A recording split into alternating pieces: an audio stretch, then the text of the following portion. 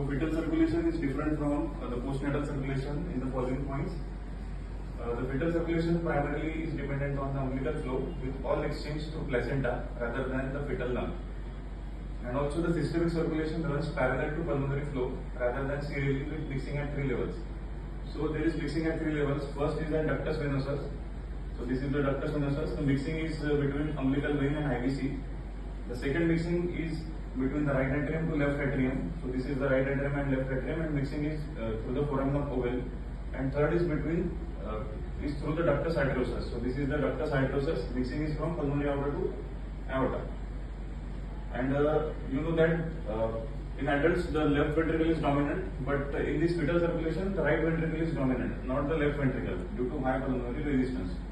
So let us see the sequence of fetal circulation. So you know that there are two arteries and one vein. So this oxygenated blood from the placenta enters the fetus. So this is the umbilical vein, and oxygenated blood enters the fetus from placenta via single umbilical vein. So this is the umbilical vein, and nearly half of this flow passes via portal vein. So this is the portal vein, and it enters the liver and enters the hepatic circulation. Whereas the rest of the circulation is through the IVC. So through ductus venosus. So half of the blood enters through ductus venosus and directly enters the IVC.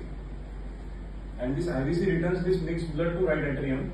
So this IVC is entering into the right atrium, and superior vena cava also streams deoxygenated blood. So this is the superior vena cava. And the mixing is minimal at the atrial level, because you can see the direction of IVC is through foramen of Oval and directly entering into the left atrium. So mixing is minimal at atrial level, as IVC is directed towards foramen of Oval and enters the left atrium, whereas HVC enters the right ventricle through tricuspid valve. And after this, the left atrium, you can also see that the left atrium enters through left ventricle, and from left ventricle it enters the aorta, and it supplies the head and neck vessels before it's mixing with right ventricular outflow by ductus arteriosus.